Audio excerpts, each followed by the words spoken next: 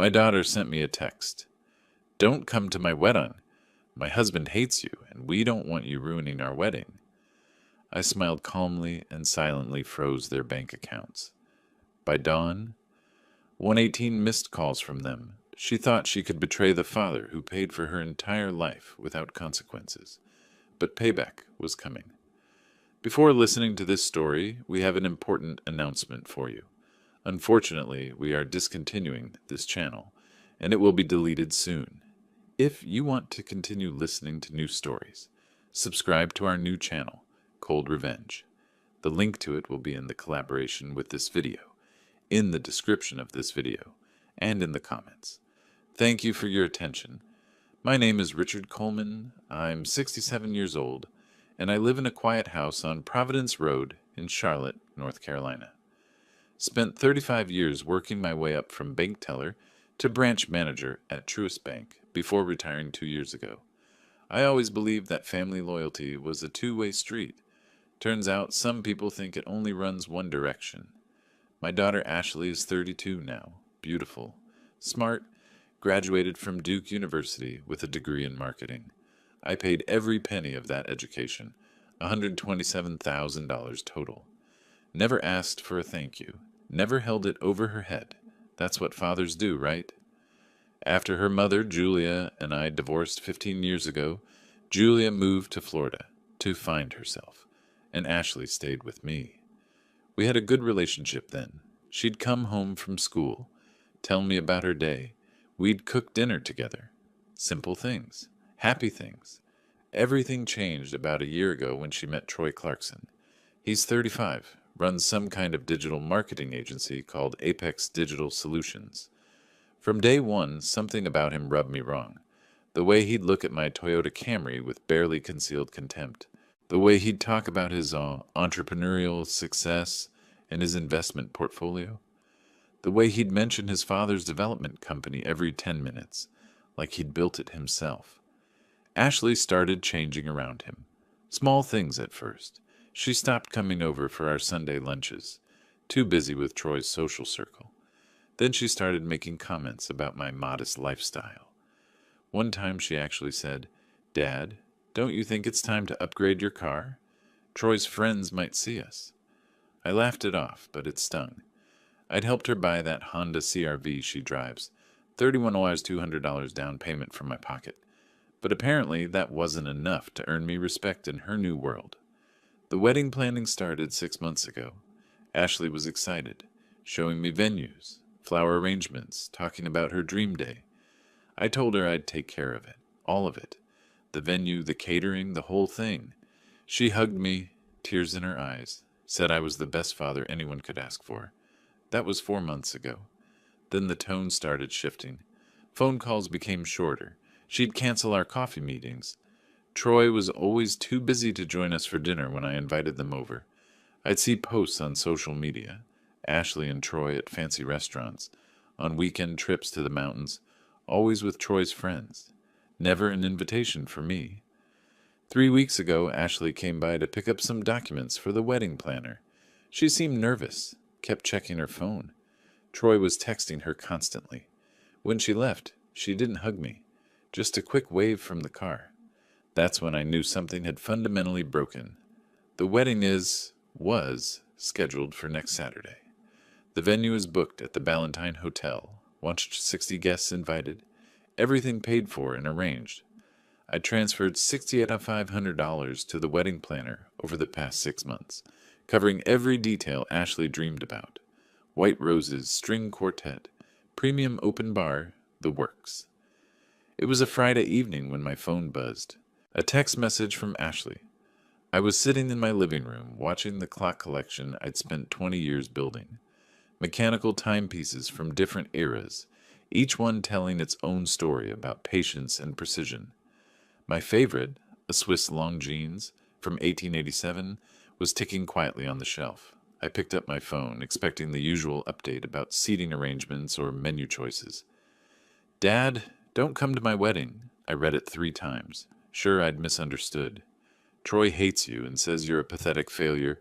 We don't want you ruining our wedding with your presence. Sorry." I sat there, phone in my hand, staring at those words. Pathetic failure. From my own daughter. The daughter I'd raised alone for 15 years.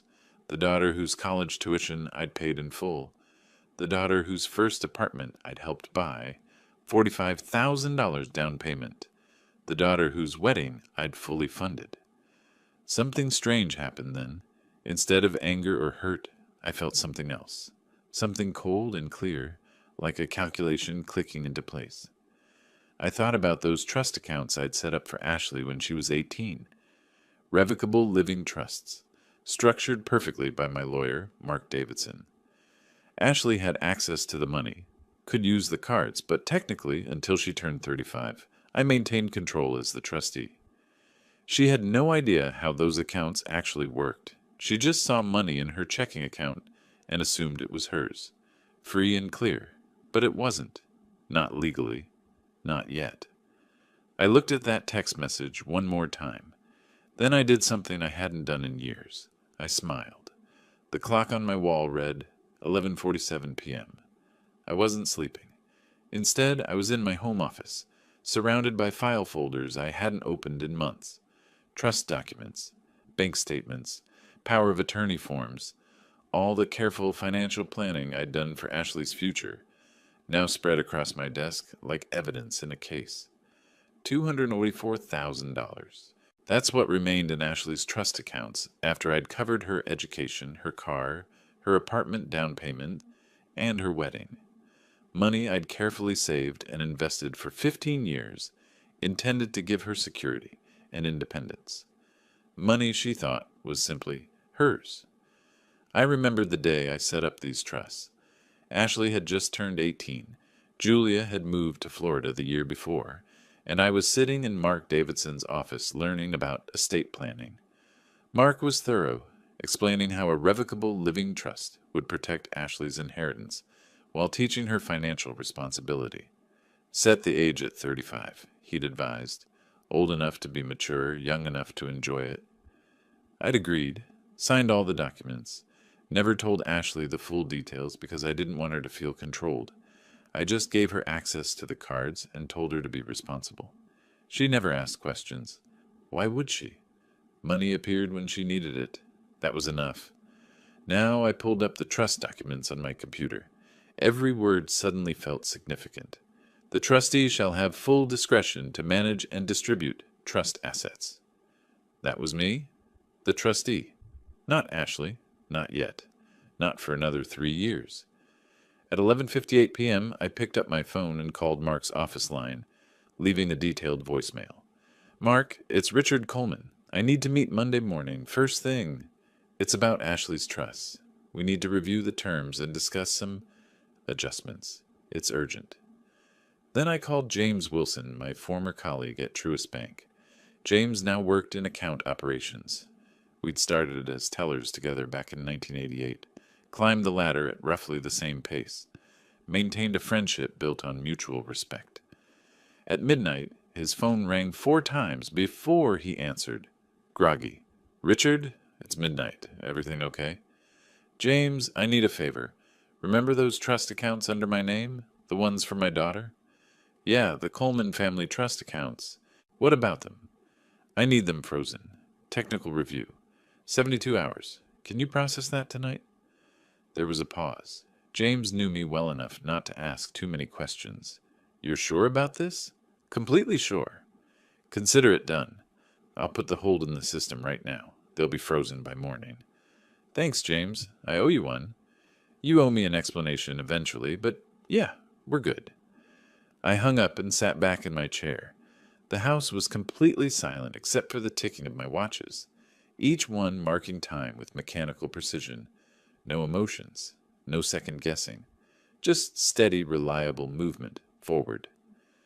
I thought about Ashley as a little girl, 7 years old, gap-toothed smile, running to hug me when I came home from work. We'd make pancakes on Saturday mornings, shaped like Mickey Mouse because that made her laugh. She'd tell me about school, about her friends, about the boy who pulled her hair on the playground. I taught her to stand up for herself, to value herself. Where had that girl gone? I remembered her high school graduation. She'd given a speech about resilience and family support. She'd looked right at me in the audience and said, "My dad taught me that integrity matters more than appearances." The whole auditorium applauded. I'd felt so proud. 4 years later, when she graduated from Duke, I drove up for the ceremony. She introduced me to her friends, showed me around campus. We had dinner at her favorite restaurant. She told me she was thinking about moving back to Charlotte, maybe finding a marketing job here. "I want to be close to you, Dad," she'd said. "You're my rock." When did rock become pathetic failure? The change was gradual, then sudden. Troy entered her life like a storm system, bringing new values, new priorities. Suddenly, my middle-class life wasn't impressive enough. My steady career wasn't entrepreneurial enough. My reliability wasn't exciting enough. I pulled up Ashley's social media on my laptop. Photo after photo of her and Troy at expensive restaurants, luxury hotels, weekend getaways, designer clothes, high-end cocktails, the life of Instagram success. All of it funded by the trust accounts I'd created. Money I'd earned through 35 years of showing up every day, managing customer accounts, making sound financial decisions. But I was the failure. Right. The sky was starting to lighten outside my window. Dawn comes early in May. I made myself a cup of coffee and sat at my kitchen table with my laptop open. At exactly 4:30 a.m., I logged into the bank's trustee portal and confirmed the account freeze. Every card linked to those accounts would decline by sunrise. Every automatic payment would bounce. Every ATM withdrawal would fail. Ashley had gotten comfortable in her comfortable life. Time to show her what happened when comfort disappeared. I finished my coffee, closed my laptop, and went to bed. Slept better than I had in months. When I woke up at 7:34 a.m., my phone screen was glowing like a Christmas tree. 43 missed calls from Ashley. 38 from a number I didn't recognize, probably Troy. 27 from various other numbers. 10 text messages, each more panicked than the last. "Dad, what did you do?" "Dad, our cards aren't working." "Dad, answer your phone." "This isn't funny, we need that money for the wedding." "Dad, please, I'm begging you." I read each message slowly, sipping my morning coffee. Then I turned my phone to silent and went to make breakfast.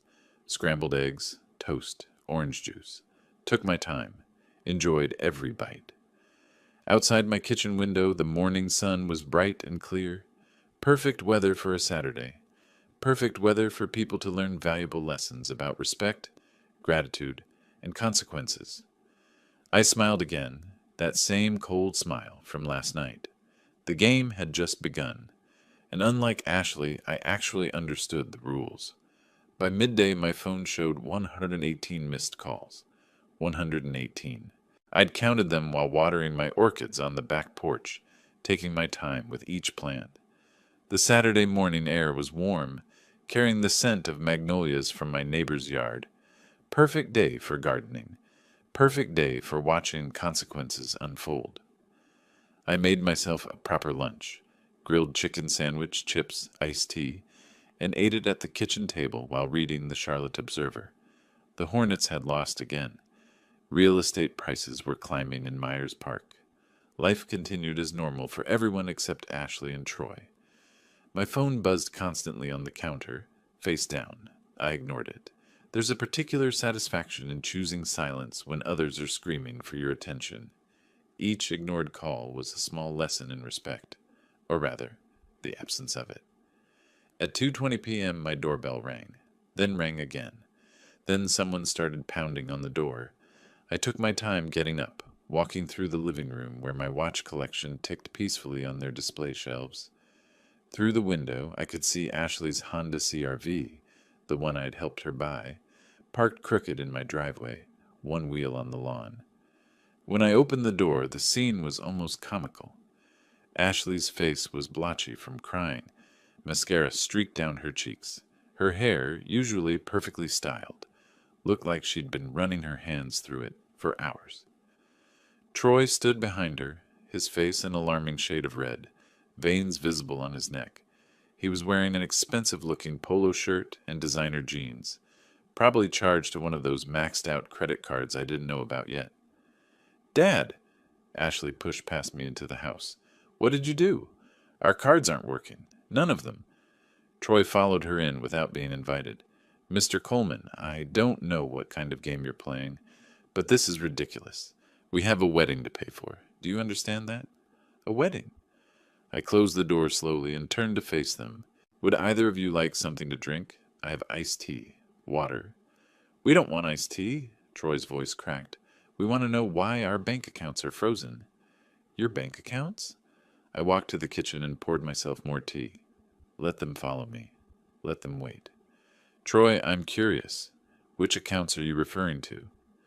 Ashley was pacing my kitchen floor, her heels clicking frantically. Dad, please. The hotel needs the final payment today.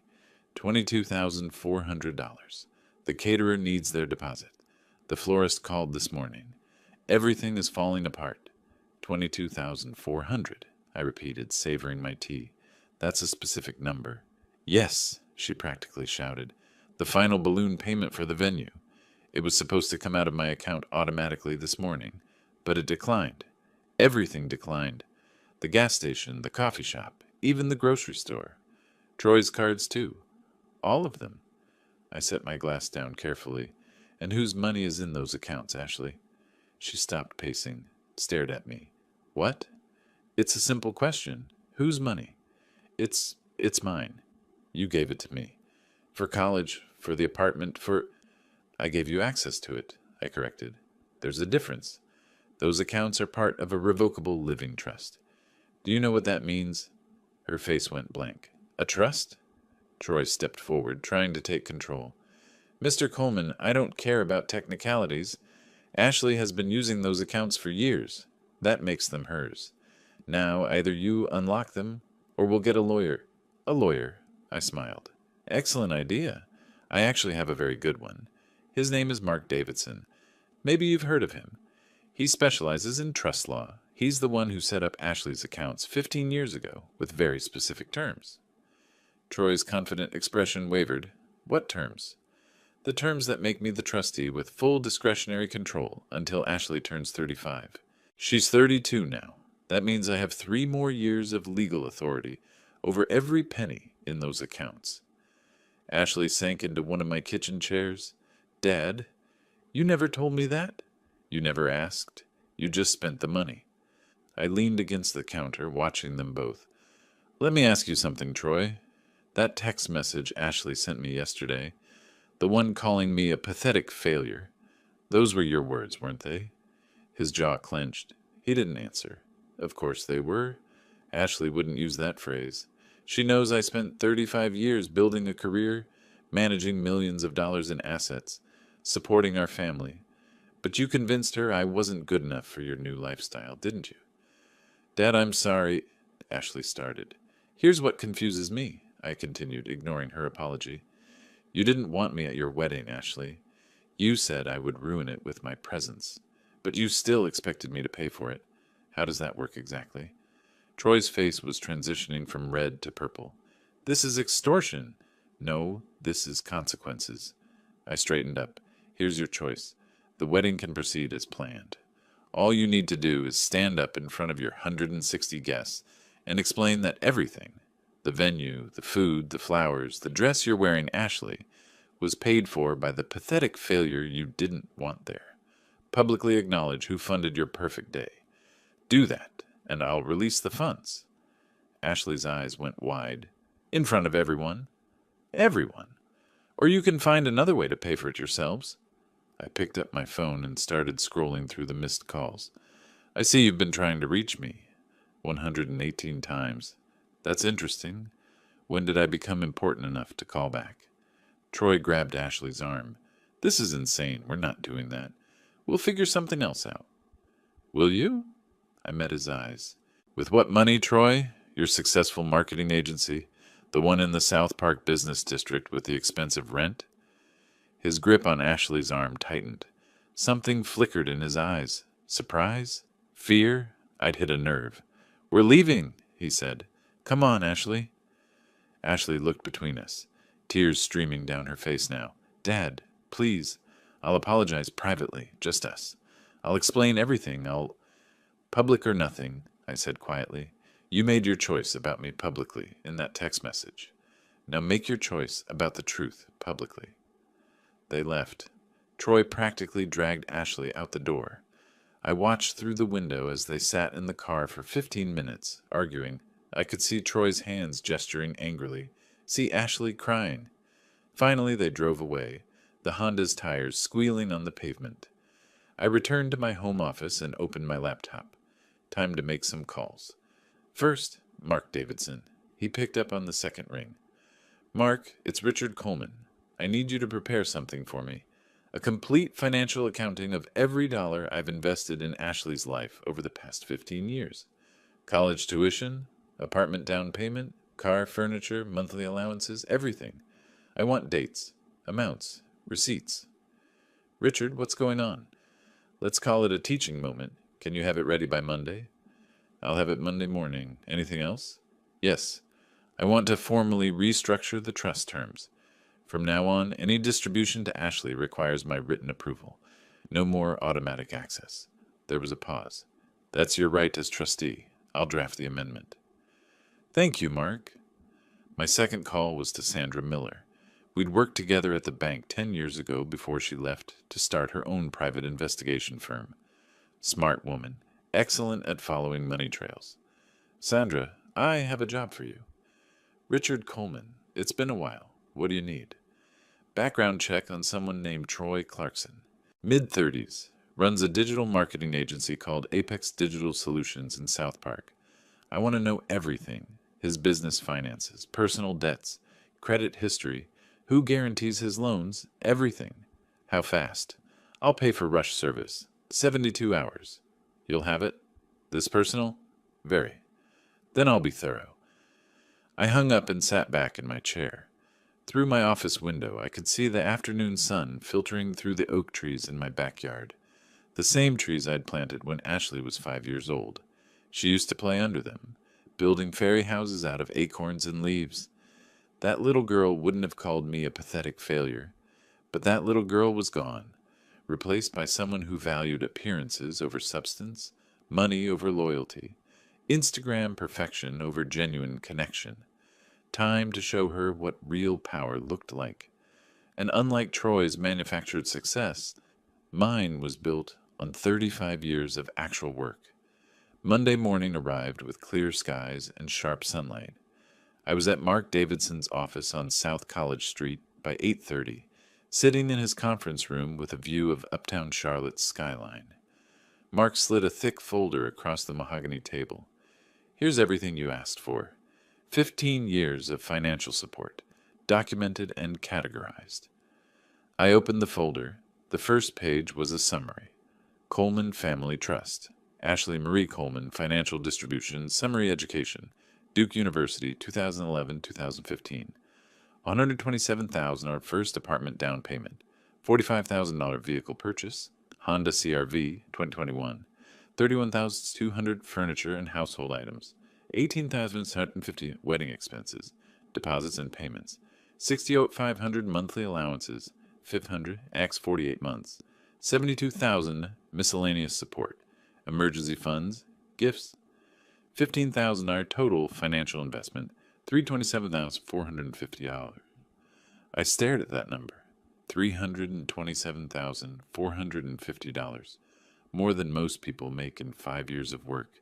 And Ashley had spent it without a second thought, probably without even tracking where it came from. Mark, this trust restructuring, how quickly can we implement it? I can file the amendment today. It'll be legally effective by end of business. After that, Ashley won't be able to access any funds without your written authorization. Do it. He made a note. Richard, I have to ask, is this about the wedding? It's about respect. She's 32 years old, Mark. Old enough to understand that money doesn't materialize out of thin air, that somebody worked for it, saved it, invested it, that when you tell that somebody they're not welcome in your life, there are consequences. Fair enough. He closed his legal pad. The amendment will be filed by noon. I left his office and drove to a coffee shop downtown, ordering a black coffee and settling into a corner table. This was the waiting part, the part where you let the pressure build before making your next move. My phone rang at 11. Ashley. Dad, we really need to talk. I'm listening. Troy's parents offered to help. His father, Robert, said he can cover some of the wedding costs, but we're still short about $15,000 for final payments. Dad, please. I know I was wrong. I shouldn't have sent that message. Can we move past this? Move past this. As if 15 years of financial support could be erased by a casual apology over the phone. Ashley, here's what I want you to understand. I'm not angry. I'm disappointed. There's a difference. Anger is hot and temporary. Disappointment is cold and permanent. You chose to side with a man who called me a failure rather than defending the father who gave you everything. I know. I'm sorry. Troy said, what Troy said doesn't matter. What matters is that you agreed with him. You believed him. So now you're going to learn something about value. Real value, not the Instagram version. What does that mean? It means the accounts stay frozen. It means you figure out this wedding on your own. And it means you start understanding that respect isn't optional. I hung up before she could respond. That afternoon, I went home and did something I rarely do. I played chess online. Found a worthy opponent rated about 1900. Spent 2 hours in a complex middle game that eventually led to my victory through patient positional play. Chess teaches you that rushed decisions lead to defeat. You wait, you observe, you calculate, and then you strike at the exact right moment. Wednesday morning, Sandra Miller called. Richard, you're not going to believe what I found. Try me. Troy Clarkson is drowning. His company, Apex Digital Solutions, revenue of about $220,000 last year, but expenses of $407,000. He's got a business loan of $187,000 at 9% interest that he's missing payments on. 3 personal credit cards maxed out at $67,300 total. And here's the interesting part. He got a $95,000 credit line 6 months ago to keep the business afloat. Who guaranteed it? His father. Robert Clarkson, the developer. Personal guarantee, full liability. I smiled. What else? The fancy office he rents in South Park, $4,800 a month, and he's 2 months behind. They're about to evict him. His BMW is leased, and he's late on those payments too. The guy's a house of cards, Richard. One strong wind and the whole thing collapses. What about Robert Clarkson? Now that's interesting. Legitimate businessman, built his development company from nothing. Worth about $8 million, mostly tied up in properties and ongoing projects. He's been bailing Troy out for years, but I'm seeing signs he's getting tired of it. Recent court filing shows he refused to guarantee another loan for Troy last month. Can you dig deeper into Robert? Current projects, loan applications, business vulnerabilities? I can, but that'll take another few days. You want the deep dive? Whatever it costs. You got it? Thursday morning, my phone buzzed with a text from Ashley. Dad, please. We found money from Troy's parents, but we're still short $15,000 for final payments. I'm begging you. I was wrong. I'm sorry. I typed back, apology accepted. But money stays frozen. Learn to value what you had. 3 dots appeared, disappeared, appeared again. Then, I hate you. I set the phone down. There it was. The truth beneath all the apologies. She didn't regret what she'd said. She only regretted the consequences. That evening I sat in my study with a glass of scotch, Macallan 18, a rare indulgence, and looked at the information spread across my desk. Ashley's financial history, Troy's debt profile, the wedding venue contract, trust documents, bank statements, pieces of a puzzle, slowly forming a picture. Troy wasn't just using Ashley. He was desperate. His business was failing, his lifestyle was unsustainable, and he'd seen my daughter as a lifeline. A woman with money in the bank, a father who'd always provided, a comfortable future without having to actually build anything himself. And Ashley, wanting so badly to be part of Troy's world, had given him access to everything. Probably told him it was their money, their savings, never realizing that every dollar came from her father's careful planning. The wedding was Saturday, 4 days away. They'd be scrambling now, probably fighting, definitely stressed. Troy would be showing his true colors under pressure. Ashley would be seeing the man she'd actually married instead of the image he projected. Good. Let her see. My phone rang again. Unknown number. Mr. Coleman, this is Robert Clarkson, Troy's father. I don't believe we've met, but our children are getting married in a few days. I was hoping we could talk. Well, this was unexpected. Mr. Clarkson, what can I do for you? Call me Robert. Listen, I'm not sure what's happening with Ashley's bank accounts, but Troy mentioned there's been some kind of freeze. My wife and I have covered what we can, but there are still outstanding payments for the wedding. I thought perhaps we could meet, work this out like reasonable adults. Reasonable adults. Interesting phrase from a man whose son had called me a pathetic failure. Are you free Friday afternoon? I asked. Say, 3 o'clock? There's a coffee shop downtown. Emily's on Tryon Street. I'll be there. Thank you, Mr. Coleman. Richard is fine. After I hung up, I poured another finger of scotch and walked to my window. The oak trees I'd planted were silhouetted against the sunset, their branches swaying in the evening breeze. Robert Clarkson wanted to meet. The father who'd been bankrolling Troy's fake success, who'd guaranteed loans for a failing business, who probably had no idea his son was a manipulative parasite. This was going to be interesting. I raised my glass to my reflection in the window. Here's to consequences, I said quietly. May they be educational. The chess game was entering its middle phase. I'd sacrificed a pawn, the wedding funds, to gain position. Now it was time to see how my opponents would respond, and I had a feeling Robert Clarkson was about to become a very useful piece on the board. The day before the wedding arrived with the kind of morning that makes you appreciate being awake early. 6 a.m. and my phone was already ringing. I'd fallen asleep around midnight after a chess match online. A solid win against a 1900-rated opponent from California who made the classic mistake of overextending his queen. The ringing hadn't stopped. I picked up the phone and actually laughed out loud. 73 missed calls overnight, added to the previous total. That made over 200 desperate attempts to reach me in the past week. 47 text messages, 12 voicemails. I made coffee, French press, the good beans from that roaster on Park Road, and settled into my favorite chair to listen to the messages while watching the sunrise through my kitchen window. Ashley's messages first. 28 calls. Her voice progressed from panicked to angry to desperate, to broken across the dozen voicemails she'd left. Dad, please pick up. Dad, this isn't funny anymore. Dad, I'm begging you. The last one, left at 3 a.m., was just crying. No words, just tears. Troy's messages were different, entitled anger giving way to barely controlled fury. You can't do this. This is illegal. My father's going to handle this. Interesting that he kept mentioning his father. Then there were the others. Ashley's mother, Julia, my ex-wife, called 8 times from Florida.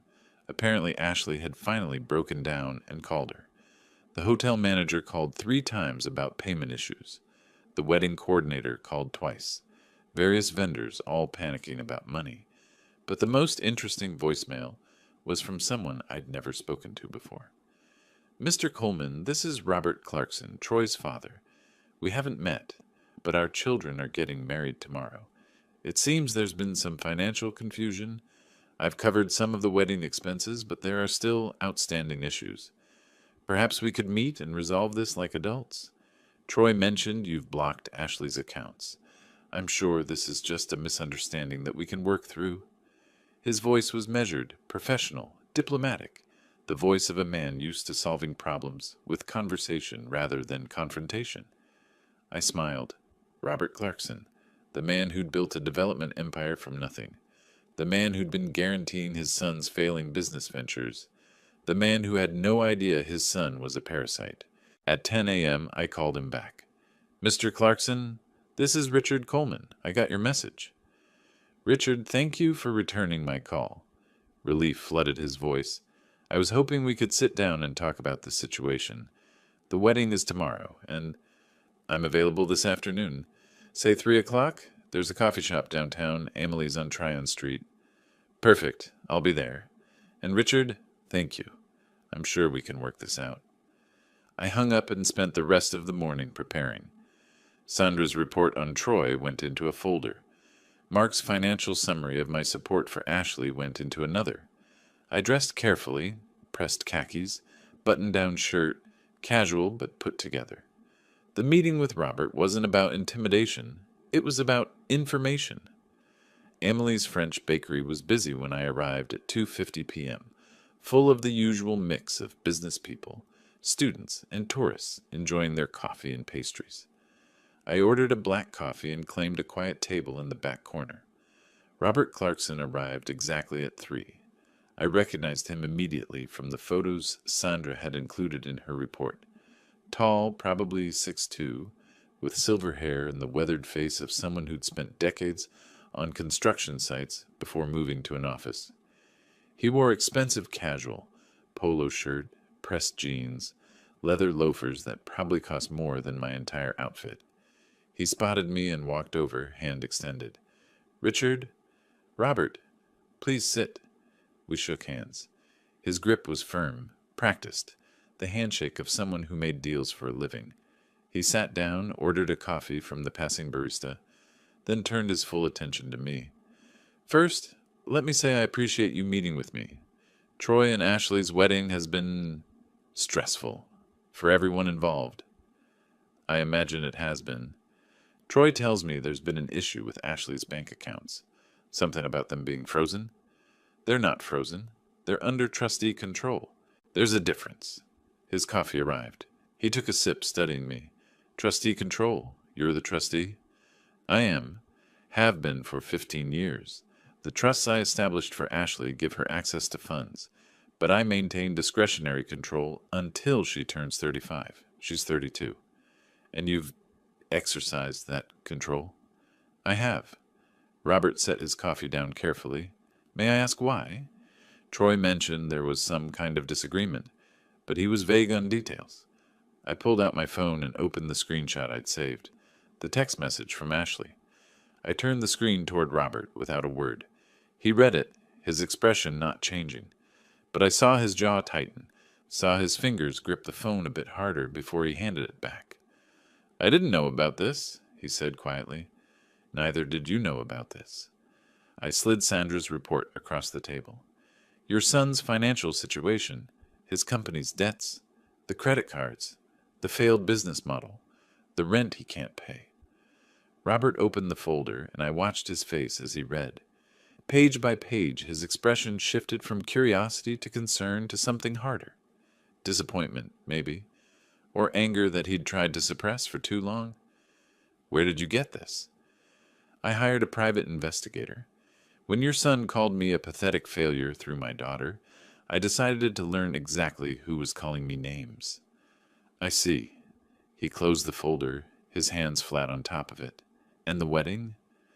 "Troy told Ashley I would ruin it with my presence. I was uninvited to my own daughter's wedding, to the wedding I'd paid for in full. $68,500, not counting the 15 years of other support. So I stopped payment." Robert was quiet for a long moment. "That text message, those aren't Ashley's words." "No, they're Troy's words. My daughter is many things, spoiled, financially naive, easily influenced, but she's not cruel. Your son is? What do you want from this meeting, Richard?" "I want you to know who your son really is. Not the entrepreneurial success story he pretends to be. Not the self-made businessman. The truth. He saw my daughter as a bank account with benefits. He's been draining her funds for months, $47,200 that she thought were investments for their future." Robert's face had gone pale. "How long have you known about Troy's situation?" "I found out this week, but I suspect you've known for years." He didn't deny it. Just sat there, looking older than he had when he walked in. I kept hoping marriage would mature him, that having a wife, building a life, would force him to grow up. Marriage doesn't fix people, Robert. It just locks you to them. "What happens now? The wedding is tomorrow. The venue is paid for. I covered it. The guests are coming. Ashley's dress, the flowers, the food, I've handled all of it. $73,000. I nodded slowly. You're a good father. Better than Troy deserves, frankly. He's my son, and Ashley is my daughter, which is why I'm going to tell you something important. I leaned forward. The wedding will happen tomorrow. I won't stop it. You've already paid for everything, and canceling now would hurt Ashley more than Troy. But I'm coming to that wedding, Robert, and I want everyone there to see who I really am, who you really are. Not the pathetic failure Troy described. The man who spent 35 years building a career in banking. The man who managed an $847 million portfolio. The man who could have an opinion on, say, a $3.2 million development loan application. Robert's eyes widened, just slightly, but I caught it. You know, I continued, Charlotte's not that big of a town, not in banking circles. I'm sure your name will come across my desk eventually. Consultant work keeps me connected. He understood. Not a threat. I'd recuse myself from any actual involvement in his business. But a reminder that the world was smaller than Troy thought, and that the failure his son had dismissed actually had influence his son could never dream of. I'll be at that wedding tomorrow, I said, and Troy will learn a very important lesson about assumptions. Robert stood up slowly, extending his hand again. I'll see you tomorrow, Richard, and thank you for being honest with me. We shook hands. He left, carrying Sandra's report with him. I finished my coffee slowly, watching the afternoon crowd filter through the bakery. Tomorrow was going to be interesting, very interesting indeed. My phone buzzed, a text from Ashley. Dad, please, just please. I typed back, see you at the wedding. Let them wonder what that meant. The Ballantine Hotel and Lodge sits on 500 acres south of Charlotte. All manicured lawns and old money elegance. I'd driven past it hundreds of times, but never actually attended an event there. Too expensive for my taste, but perfect for people like Troy who needed to project success. I arrived at 2:30, half an hour before the ceremony. The parking lot was already full, luxury cars mostly, BMWs, Mercedes, a few Teslas. I parked my Camry between a Porsche and a Range Rover and smiled at the contrast. The main ballroom was stunning, I had to admit. High ceilings, crystal chandeliers, floor-to-ceiling windows overlooking a lake. White roses everywhere, on the tables, in tall vases flanking the altar, woven into garlands along the walls. A string quartet played something classical in the corner. 160 guests milled around, dressed in their finest, glasses of champagne already in hand. I'd worn my best suit, navy blue, perfectly tailored, Italian leather shoes I'd bought for my retirement party. I looked good, distinguished, exactly like someone who'd spent decades in banking should look. The moment I walked in, the atmosphere changed. Not dramatically, but I felt it. Conversations paused mid-sentence, heads turned. Ashley's friends, Troy's business associates, relatives I'd met at various family gatherings, they all recognized me, the father who wasn't supposed to be here. Ashley saw me from across the room. She was standing with her bridesmaids near a side door, probably heading to the bridal suite for final preparations. Our eyes met. She went pale. Actually pale, like someone had drained the blood from her face in an instant. Her hand, holding a bouquet of white roses, started trembling. One of her bridesmaids touched her arm, concerned, but Ashley just stared at me. I gave her a slight nod, not friendly, not hostile, just acknowledgement. She disappeared through the side door in a hurry, her bridesmaids fluttering after her like confused birds. Troy was harder to find, but then I saw him near the front, talking to someone in an expensive-looking tuxedo. Even from across the room, I could see the Armani label. He was laughing, gesturing broadly, playing the role of confident groom. He hadn't seen me yet. Richard, I turned. Robert Clarkson stood beside me, also in a well-cut suit. His wife Patricia was with him. I recognized her from Sandra's report photos. She was elegant, probably mid-50s, with that polished look that comes from regular salon visits and personal trainers. Robert, Patricia. I shook her hand. Patricia's smile was uncertain. Mr. Coleman, it's nice to finally meet you. Likewise, Robert's voice was low. Troy doesn't know you're here yet. I thought it best not to warn him. Probably wise. I spoke with him last night about his financial situation. It didn't go well. I imagine not. The wedding coordinator appeared, a stressed-looking woman in her 40s with a headset and clipboard. Everyone, please take your seats. The ceremony will begin in 5 minutes. The guests began filing into rows of white chairs, arranged in front of the flower-covered altar. I waited, letting others go first. Robert touched my arm. Richard, whatever happens today, thank you for showing me the truth about my son. I watched as he and Patricia walked to the front row. Then I found a seat in the back, not the father of the bride's seat in the front row that should have been mine. The back row, where I could see everything and everyone. The string quartet shifted to the wedding march. The bridesmaids processed down the aisle in their pale pink dresses. Then came Ashley. She looked beautiful. The wedding dress, $8,400 according to the invoice I'd seen, was stunning. Lace and silk, classic and elegant. Her hair was perfect, her makeup flawless. She looked like every bride's dream of herself, except her hands were shaking so badly the bouquet quivered with each step. Her eyes were red-rimmed, like she'd been crying. When she reached the altar and turned to face Troy, I could see her chest rising and falling with rapid, panicked breaths.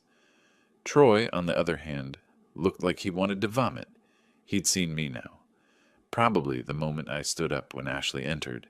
His face had gone through an impressive range of colors, normal to red to pale to a kind of grayish white. His smile was frozen, artificial, like someone had stuck it on his face with glue. His eyes kept darting to me in the back row, then to his father in the front, then to Ashley, then back to me. The officiant began the ceremony. I stopped listening to the words. I was too busy watching the body language. Ashley's voice shook when she said her vows. She stumbled over words, had to repeat a line twice. Troy's hands were gripping hers so hard his knuckles were white. Several guests shifted uncomfortably. This was not the joyful ceremony anyone had envisioned. When the officiant said, "You may kiss the bride," Troy pecked Ashley's lips so quickly it was barely contact. Then they turned to face the guests, supposedly the happy couple, and I saw Ashley's eyes find mine. The look on her face was pure misery. The reception was even better. Dinner was served, some kind of fancy chicken dish that probably cost $40 a plate. The champagne flowed. The string quartet gave way to a DJ playing tasteful dinner music. Robert Clarkson stood to give his toast. The room quieted. "Friends and family," he began, raising his glass. "Today we celebrate the marriage of my son Troy and his beautiful bride Ashley. It's a day of joy, of new beginnings, of two families coming together." He paused, and I saw his eyes find me in the crowd. It's also a day to acknowledge those who helped make this moment possible. Ashley's father, Richard Coleman, has been a constant presence in her life. He paid for her education, helped her establish herself, always supported her dreams. "Richard," he turned fully toward me now, "you've raised a wonderful daughter. Your dedication to her over the years, it speaks to your character. Thank you for being here today." The room applauded, but I noticed some people looking confused, whispering to each other. Wasn't the father of the bride supposed to give a speech? Why was the groom's father talking about him like this? Troy's jaw was clenched so tight I thought his teeth might crack. Ashley looked like she might faint. After dinner, I was standing near the bar when Robert approached, with a group of men in expensive suits. Business associates, clearly. "Gentlemen, I want you to meet someone. This is Richard Coleman, Ashley's father. Richard, this is Michael Thornton. He's with Thornton Development. We've worked together on several projects." Michael shook my hand. "Coleman, that name's familiar. Are you in development?" "Banking, actually. Retired from Truist Bank a couple years ago, but I still consult on large commercial loans." Michael's eyes widened. "Richard Coleman from Truist. I know that name. You worked on the South Park expansion financing back in 2020. "I did. That was brilliant work. The structuring on that deal was exceptional." Other businessmen gathered around, and suddenly I was in the center of a conversation about banking, development, loan structures, interest rates. These were Robert's professional circle: developers, investors, contractors, people who understood exactly what a banking consultant with my background meant. And Troy overheard it all. I watched him from across the room, watched his face as he realized that these men, his father's successful business associates, were treating me with respect, asking my opinions, laughing at my observations about the local market, exchanging business cards. His expression went from confusion to realization to something that looked like horror. The pathetic failure he'd dismissed was networking with the very people he'd been trying to impress for the past year. Ashley approached near the end of the evening when most guests were on the dance floor. She looked exhausted, her makeup fading, her hair coming loose from its perfect styling. "Dad," she said quietly, I I don't know what to say." I looked at her, really looked at her. She was 32 years old, married to a man who'd used her, standing at a wedding her father had been uninvited to, but that her father-in-law had paid for. "You don't need to say anything tonight, Ashley, but we will talk, soon, about everything." "I'm sorry. I'm so sorry." "Sorry doesn't fix things, but it's a start. We'll talk next week, after your honeymoon is canceled." "What? You think Troy can afford a honeymoon right now? With his business collapsing and his credit cards maxed out?" "No, Ashley. The Instagram version of your life is over. Now you get to see what reality looks like." I walked away, leaving her standing there with tears streaming down her carefully made-up face. As I drove home that night, I felt something I hadn't felt in a long time. Not satisfaction, exactly. Not victory. Something more complex. Justice, maybe. Mathematical, precise, exactly calibrated justice. Troy had called me a failure. Now he knew exactly who I was. Ashley had chosen his version of success over my years of support. Now she'd learned the difference between appearance and substance. And me? I'd shown up to a wedding I wasn't wanted at and reminded everyone that respect isn't about Instagram followers or fancy offices. It's about what you build over decades of honest work. The chess game was far from over, but I'd just won a very important middle game exchange. The call came 2 days after the wedding. I was having my morning coffee, reading the financial section of the Charlotte Observer, when my phone rang. James Wilson, my former colleague at Truist Bank, now vice president of the commercial lending division. "Richard, I need your input on something." "What's up, James?" "We've got a loan application on my desk. Robert Clarkson, you know him, right? Development company, solid reputation. He's requesting $3.2 million for a new commercial complex in South Park. Standard stuff, but given the amount, I wanted to run it past you. You still consult on large commercial loans, and you know the local market better than anyone." I set down my coffee cup very carefully. The universe, it seemed, had a sense of irony worthy of a Greek playwright. "Robert Clarkson," I said slowly. "Yes, I know him. We just became family, actually. His son married my daughter this past weekend." There was a pause. That's quite the coincidence. Does that create a conflict of interest for you?" "It might. Let me think about this, James. When do you need a decision?" "Next week would be ideal. The project timeline is tight. I'll get back to you." After I hung up, I sat at my kitchen table for a long time, watching the sunlight move across the floor. $3.2 million. Robert's newest project, probably something he'd been planning for months, maybe years. A loan that needed bank approval, consultant review, and a stamp of legitimacy from someone like me. And I was now his son-in-law's father-in-law. Family, whether either of us liked it or not. I called Robert directly. "We need to talk, not about Ashley and Troy, about your loan application." "My loan application?" Confusion in his voice. "How do you know about—" "Because Truist Bank just asked me to review it. I'm one of their senior consultants for commercial lending. $3.2 million for the South Park development, correct?" Silence. Then, "This is a conflict of interest."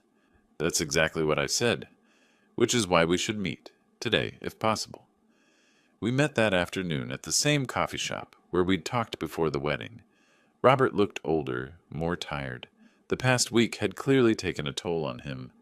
I'll recuse myself from your loan review, I said immediately. I'll tell James that our family connection makes it inappropriate for me to be involved. Your application will be reviewed by other qualified consultants, and it'll stand on its own merits. Robert nodded slowly. Thank you. That's professional of you. But I want you to understand something, Robert. Your son married my daughter. They're living in a luxury apartment they can't afford, driving cars on leases he can't maintain, projecting a lifestyle built on debt and my money, and now they're married. I've talked to Troy multiple times since the wedding, and he's defensive, angry. He thinks you're trying to destroy him. Robert rubbed his face.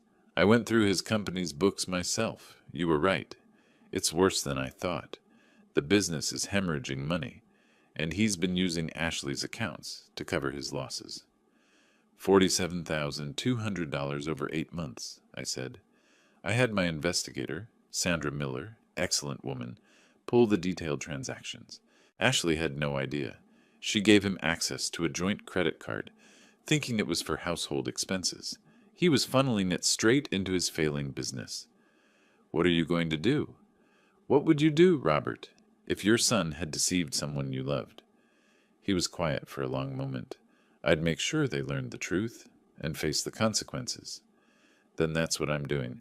Ashley needs to see who she married, and Troy needs to understand that calling someone a failure doesn't make it true.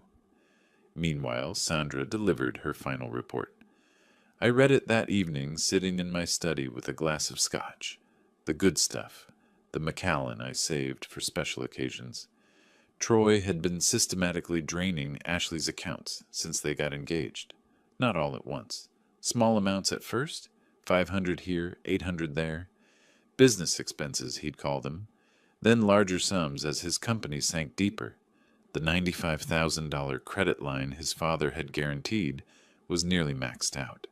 The 3 business credit cards were all 30 days past due. His office rent was 3 months behind now. The man was drowning, and he'd grabbed Ashley as a life raft. I called Ashley the next morning. We need to talk about Troy, about money, about what's really been happening. Dad, I don't want to hear another lecture. This isn't a lecture. This is information you need to see. Today. My house, 2 o'clock. She came alone. Troy, apparently, was dealing with business emergencies, probably creditors calling based on Sandra's report. I had everything laid out on my dining room table. Bank statements, credit card bills, withdrawal records, a forensic accounting of exactly where Ashley's money had gone over the past 8 months. She stood there, staring at the papers, her face cycling through emotions like a slot machine. Confusion, disbelief, anger, hurt, finally, devastation. He told me these were investments, she said, her voice barely above a whisper. For our future, for the business. He said once the company stabilized, we'd be set. Ashley, his company isn't stabilizing. It's collapsing. These weren't investments. They were emergency payments to creditors, office rent, credit card minimums. He was keeping his business on life support with your money. $47,000. She picked up one of the statements, her hands shaking. I didn't even notice. I trusted him. That's what manipulators do. They make you feel guilty for questioning them. They convince you that trust means not asking questions. I paused. Sound familiar? She looked at me then, really looked at me, and I saw something break in her expression. The text message, about the wedding. Those were his words, weren't they? He told me what to say. He said you wouldn't understand our relationship, that you'd try to control us, that we needed to establish boundaries. And I just believed him. Yes. I called my own father a pathetic failure. Tears were streaming down her face now. I uninvited you to my wedding, and the whole time, you were the one paying for everything. You were the one supporting me, and I chose him over you. I wanted to comfort her. That's what fathers do. But she needed to feel this, needed to understand the weight of her choices. So what do I do now? She asked. I'm married to him. I can't just... You can do whatever you choose, Ashley. That's the point. You're 32 years old. You can make your own decisions. but you need to make them with accurate information, not his lies. Those accounts? Still frozen. Will remain frozen until I see evidence that you understand how money actually works, where it comes from, what it costs, how to protect it. Dad, no, I'm not your ATM machine anymore. I'm not the backup plan when Troy's schemes fail. You want access to those funds? You learn financial literacy. You learn to budget. You learn to recognize manipulation. And you learn that respect isn't optional. It's earned and it's reciprocal. She left an hour later, carrying copies of all the financial documents. I watched her drive away in that Honda CR-V I'd helped her buy, and I wondered if she'd ever really understand what I'd been trying to teach her. But at least now she had the information. What she did with it was up to her. That night, I added a new piece to my watch collection, a 1920s Omega pocket watch I'd been eyeing for months. Paid for with money I'd earned, saved, invested wisely. Money that represented 35 years of showing up every day, making sound decisions, building something real. Not Instagram success. Real success. The kind that doesn't disappear when the likes stop coming. Troy's counterattack came 3 days later. I was in my backyard trimming the hedges when a courier arrived with legal papers. Official documents from Ramirez and Associates, attorneys at law. Troy was suing me for unlawful restraint of marital assets and financial coercion. The letter was aggressive, full of legal threats and 48-hour ultimatums. Release Ashley's trust funds immediately, or face civil action. The tone suggested Troy had found a lawyer as overconfident as he was. I called Mark Davidson, my attorney. He arrived within the hour, read the documents, and actually laughed. Richard, this is the legal equivalent of a tantrum. Kyle Ramirez, I know him, young guy, thinks every case is a dramatic courtroom battle. He's way out of his depth here. Can they force me to release the funds? Not a chance. The trusts are ironclad. You're the designated trustee with full discretionary authority until Ashley turns 35. Every document is properly executed, notarized, filed with the appropriate authorities. I made sure of that 15 years ago. So we let them sue? We let them try. This'll get dismissed at preliminary hearing. Might even get Ramirez sanctioned for filing a frivolous lawsuit. Mark grinned. Actually, this is perfect. Let Troy waste money on legal fees, while we demonstrate to a judge exactly how thoroughly you've structured these trusts. The hearing was scheduled for the following Monday at the Mecklenburg County Courthouse. I arrived early, wearing my court-appropriate navy suit, carrying a leather folder with all my documentation. Troy and Ashley were already there, sitting with their lawyer, a young man in an expensive suit that probably cost more than my car payment. Kyle Ramirez had the aggressive energy of someone who watched too many legal dramas. He kept gesturing emphatically, whispering strategy to Troy, who looked like he hadn't slept in days. Ashley wouldn't meet my eyes. The judge was Patricia Henson, mid-50s, stern expression, reputation for no-nonsense rulings. She reviewed the documents quickly, then looked up at all of us over her reading glasses. Mr. Ramirez, you're alleging that Mr. Coleman is illegally restricting your client's wife's access to her own funds? Yes, Your Honor. Mr. Coleman has frozen all of Mrs. Clarkson's bank accounts in retaliation for a personal disagreement. This is financial abuse, pure and simple. Mr. Davidson? Judge Henson turned to Mark. Your Honor, these aren't Mrs. Clarkson's accounts. These are trust accounts established by Mr. Coleman 15 years ago, with himself as trustee. All documents are in order. Mrs. Clarkson has always had supervised access, not ownership. The trust clearly states that full control transfers at age 35. Mrs. Clarkson is currently 32. Judge Henson flipped through the trust documents. Mrs. Clarkson, did you understand the terms of these trusts when you were using the accounts? Ashley stood up slowly. No, Your Honor. My father just gave me credit cards. I didn't know about the trust structure. So your father provided you with access to substantial funds, which you used freely for years, without you ever asking about the legal structure of those accounts. Yes. And now you're upset that he's exercising his legal rights as trustee? Troy jumped up. Your Honor, he's doing this to punish us. He wasn't invited to our wedding, so he's using money to control. Mr. Clarkson, you're not a party to this suit. Sit down. Judge Henson's voice was ice. She turned back to the documents.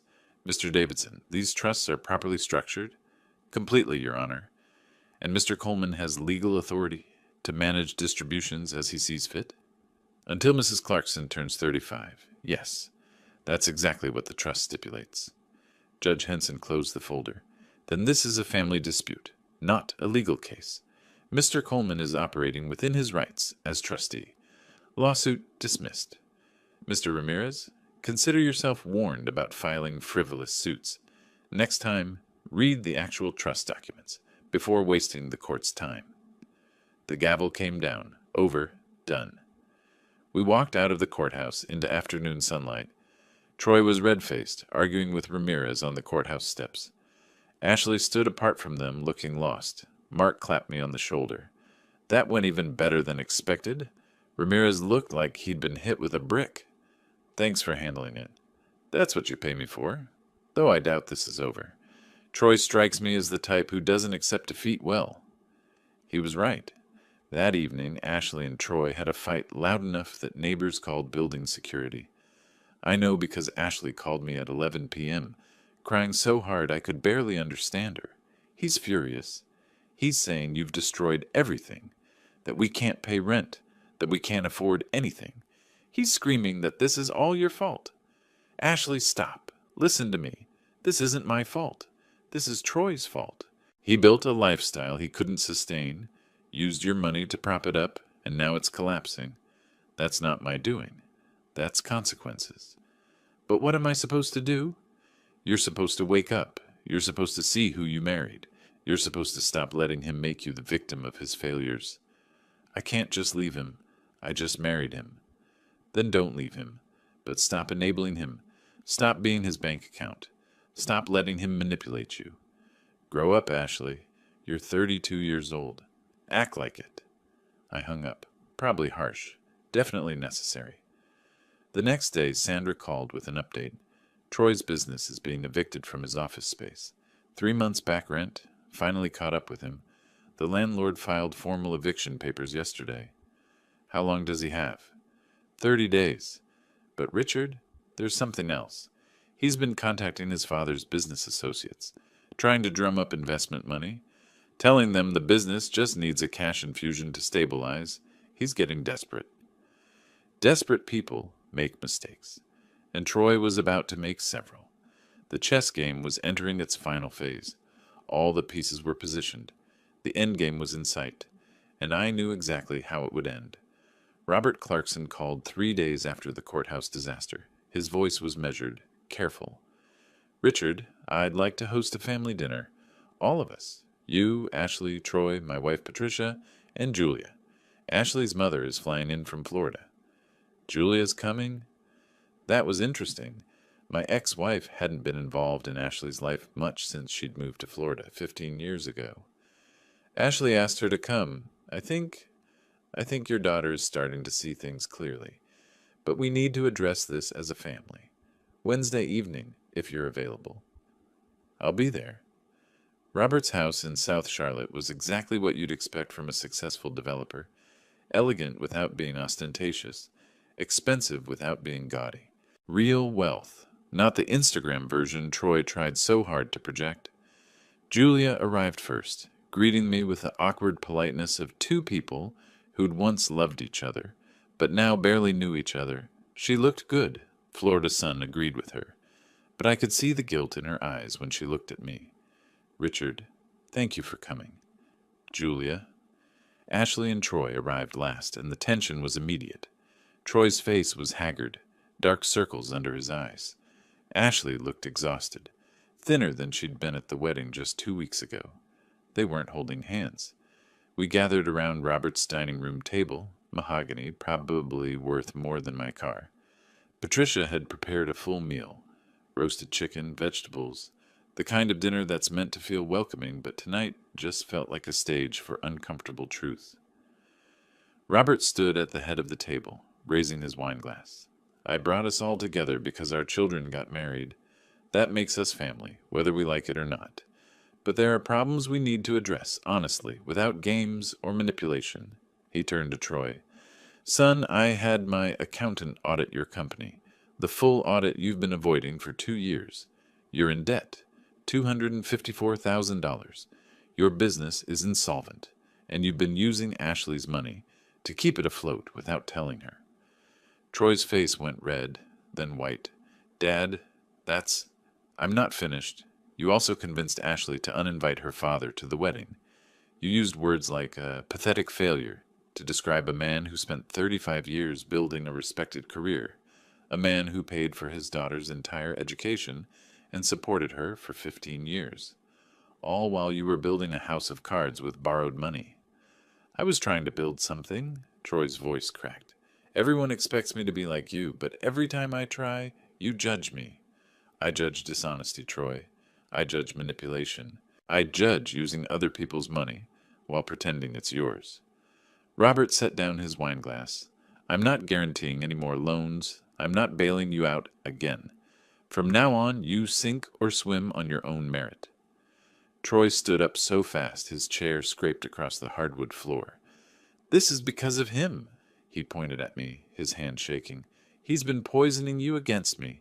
He showed up at the wedding like like a father, I said quietly, like someone who'd been invited but then uninvited with a cruel text message. You want to talk about cruel? You froze Ashley's accounts. You humiliated us. I exercised my legal rights as trustee, something you would have discovered if you'd bothered to ask Ashley about the financial structure of those accounts before you started spending her money. Our money? She's my wife. Money I earned, I saved, I invested, and I placed in trust for my daughter's future, not for your failing business, not for your BMW lease, not for your fake success story. Troy looked around the table wildly, searching for support. He found none. Patricia looked away. Robert's expression was granite. Julia was watching Ashley, not him. Troyson, Robert's voice was heavy. You need help. Professional help. Financial counseling, maybe therapy, and you need a real job, not this fantasy of being a startup entrepreneur when you have no capital and no viable business model. A real job, like working for you, being your employee. Is that what you want? To humiliate me in front of everyone? I want you to be honest, to work, to earn, like Richard did, like I did, like every person who actually builds something real instead of an Instagram illusion. Silence fell over the table. Then Julia spoke for the first time, her voice soft but firm. Richard was the better parent. I need to say that out loud, in front of everyone. She looked at Ashley. I left when things got hard. I moved to Florida to find myself and left you with your father. He never complained. He never asked me for help. He just did what needed to be done, day after day, year after year. He paid for everything, supported everything, and never demanded credit or gratitude. Ashley started crying quietly. Julia continued, and now I fly back and find out you uninvited him to your wedding, that you called him a failure? Ashley, honey, your father is the definition of success. Not money, though he managed money better than any of us, but character, integrity, showing up. That's success. Ashley's voice was barely audible. I know that now. I set down my fork carefully, looking at my daughter. Ashley, you asked what you should do. Here's what you do. You grow up. You start making decisions with your eyes open. You learn what money actually means. Not the number on a screen, but the hours of work, the sacrifices, the choices that money represents. You learn to spot manipulation, and you decide, consciously, what kind of person you want to be. I want to be better. She was looking at me now, tears streaming down her face. I want to be like you. Then start with honesty, with yourself and with Troy. Troy stood frozen, looking at all of us like we were strangers. Then he walked out of the room. We heard the front door open and close. Nobody went after him. Robert sighed heavily. That went about as well as I expected. Ashley looked at me across the table. Dad, can we talk? Just us? We stepped out onto Robert's back patio, overlooking a pool that reflected the evening sky like dark glass. I was horrible to you, she said. Not just the text message. For months before that. I let Troy convince me you were holding me back, that you didn't understand our lifestyle, that I needed to set boundaries. But really, I was just being spoiled and ungrateful and easily influenced, I finished. That's the part that concerns me most, Ashley. Not that you made mistakes. Everyone does. But that you let someone else dictate your values, your decisions, your treatment of people who love you. I'll do better, I promise. Promises are easy. Actions are what count. So here's what happens next. I'm going to teach you how money actually works, how to budget, how to invest, how to recognize when someone's using you. And then maybe we'll talk about unfreezing some of those accounts. Thank you. She hugged me, and for the first time in over a year, it felt genuine. Thank you for not giving up on me. I held my daughter and looked up at the darkening sky. Justice, I thought, wasn't about revenge. It was about teaching the right lessons at the right time, even if those lessons hurt. The next few weeks moved like a slow-motion landslide. Inevitable. Inexorable. Exactly as I'd planned. Troy's office got evicted. His business equipment was liquidated to pay back rent. Apex Digital Solutions quietly closed its doors. Its social media going silent. Its website replaced with a temporarily unavailable message that everyone knew meant permanent. Robert followed through on his ultimatum. Either Troy accepted a real job in his company and attended financial counseling, or he was cut off completely. Troy, broken and desperate, chose the former.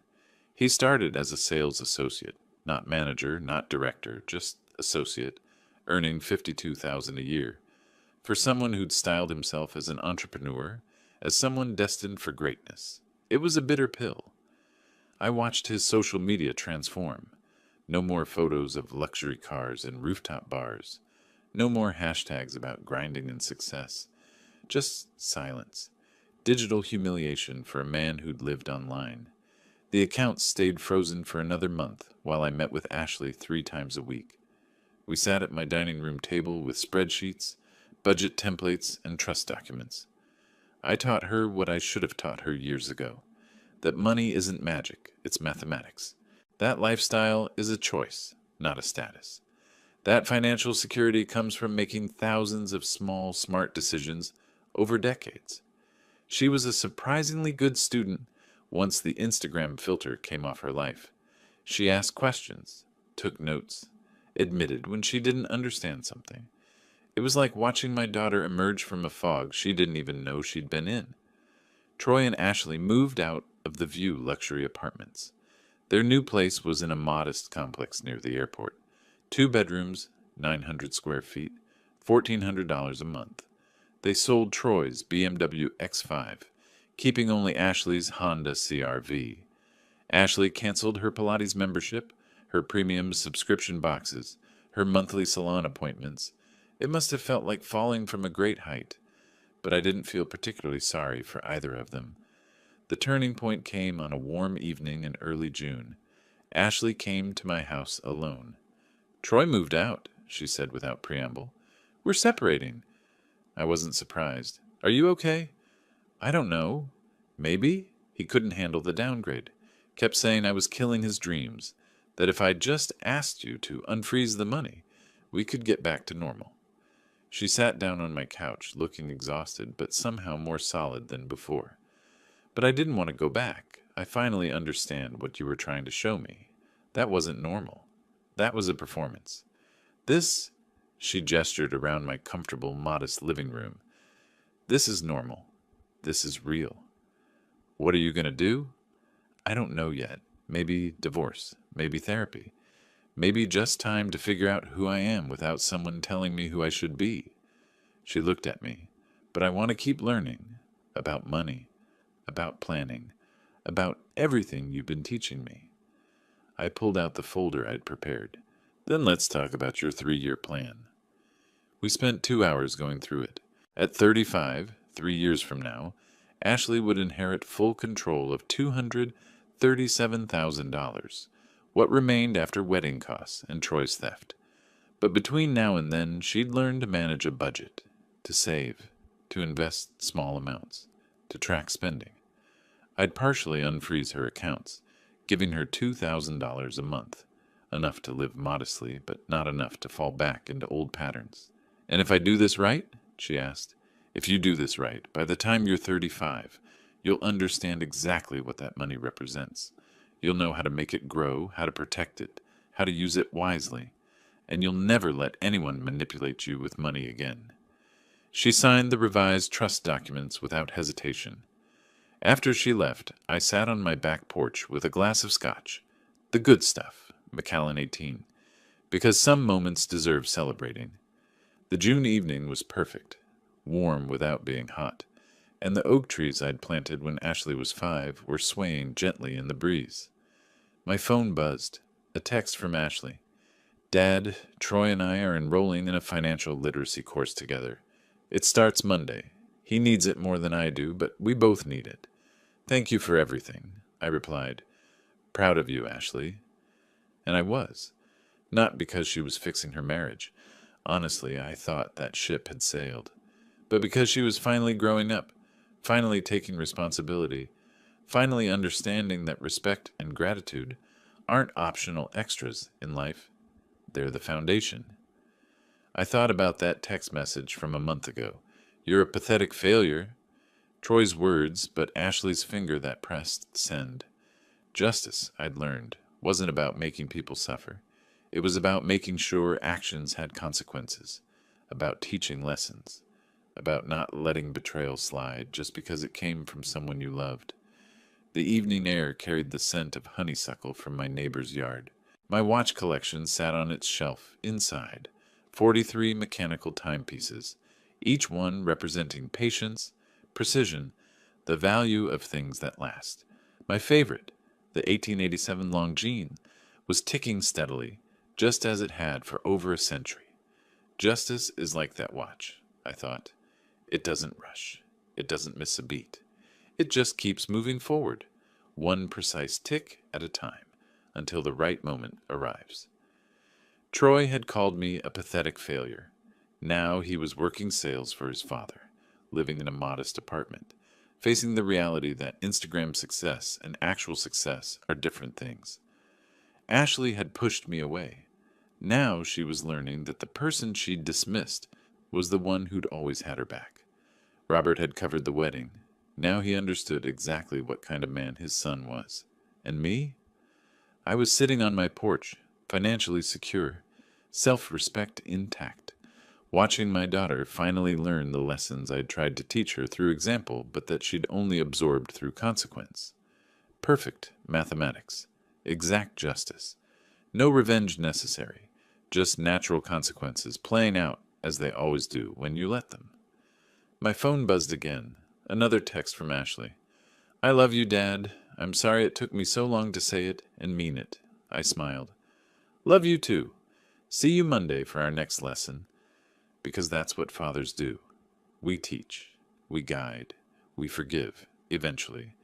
But we never forget that love without respect is just another kind of manipulation, and support without boundaries is just enabling. I'd spent a month showing Ashley and Troy that actions have consequences, that words have weight, that betrayal has a price.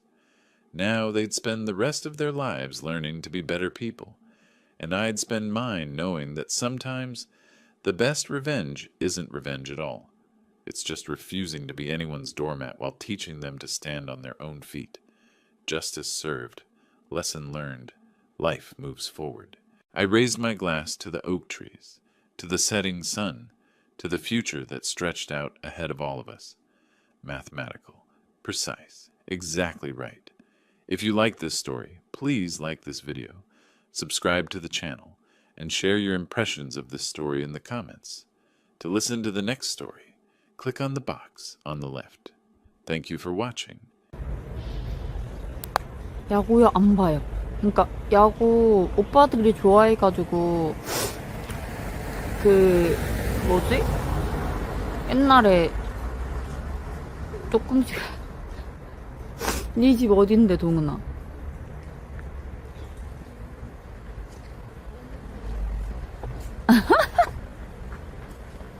울산에서? 오. 야 동은아 너 오다가 죽겠다. 와우 차 터지는 거 아니야?